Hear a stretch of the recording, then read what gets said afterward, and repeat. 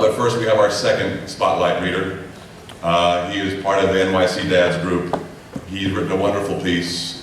He's a terrific writer, and he writes a blog called Raising Sienna. And I'd like you to please welcome Lauren Jaffe.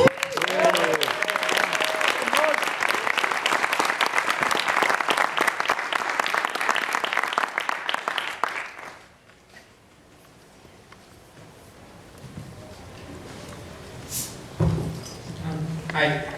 Hey. Hey. I'm sorry about the hat. I kind of need it. I just want to make my family and friends proud. We are. Proud of you, Lauren. Hey.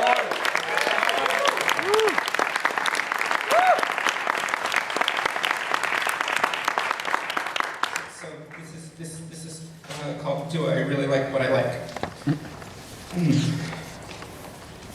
I've been struck by the leaves changing over the past few days as if I'm seeing them with new eyes. I don't think I ever realized how much I love this season, just how beautiful is this natural wonder we call autumn. I know that sounds kind of ridiculous, but it's true.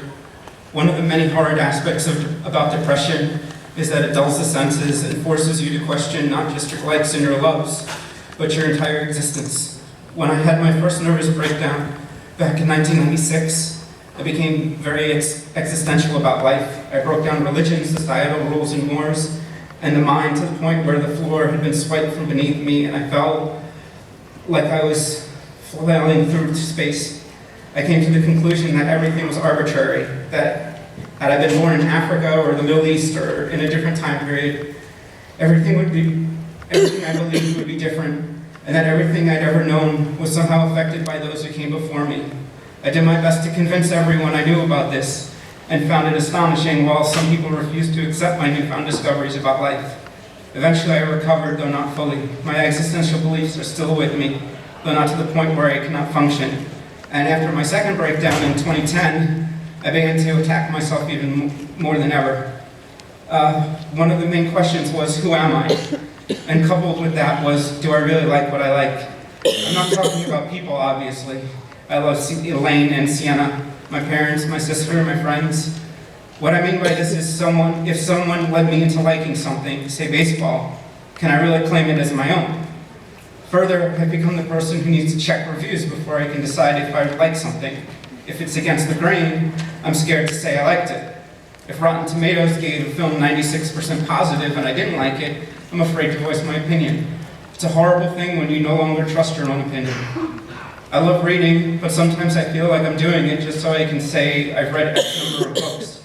Since depression is deeply affected by memory, another aspect of the disease, I had so much trouble remembering film books, etc. now. It makes me doubt myself that much more.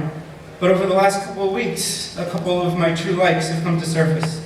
I went fishing with one of my best friends in Florida a couple of weeks ago, and I had an amazing time. I realized just how much I love fishing, even though I'd never eat what I catch because I find all seafood disgusting. During therapy the following week, I talked about how much fun I had, and my therapist asked where that love of fishing came from. I had no answer. Like I do with baseball, film, television, reading, G.I. Joe, and about a zillion things, which I attribute to one of my other best friends. I've always been fascinated by the underwater world, by the creatures that dwell beneath the surface. I wanted to be a marine biologist when I was a kid. Even the theme of my bar mitzvah was underwater, with styrofoam sculptures of an octopus, my favorite animal, and a manta ray standing on each side of the kids' table. To this day I love aquariums and fishing, and so I claim those likes. I also claim Greek mythology. I've been enthralled by Greek myths ever since I was first introduced to them in elementary school, going so far as to write really terrible plays in second grade with names such as Dionysus Goes Bad. I was like a kid in a candy store when I visited Greece, jabbering and taking pictures of a valley where Oedipus supposedly met and killed his father, when my sister said, it's just grass. I also claim my likes of animals and natural beauty: wombats, the Grand Canyon, vampire bats, autumnal leaves. I like media and its cultural impact. I like satire. I like Breaking Bad and Arrested Development and the things they carried by Tim O'Brien. I truly love these things. But here's the biggest thing. I'm claiming all my likes and loves including those I believe didn't come organically to me. Baseball is a part of me, as is film, 80s music, G.I. Joe. I don't care that the first G.I. Joe film got panned. I loved it. It made me feel like a kid again. Depression, as I've often said, is a war. You're constantly attacked by irrational thoughts and self-doubt. I can't say that I'm going to be able to hold this feeling each and every day, but for now I'm staking my claim and realizing it shouldn't matter if my friend got me into something. Nothing changes the fact that the leaves of autumn are beautiful. The war will rage on, but at least now I have this blood to look at when the irrational thoughts try to take me down.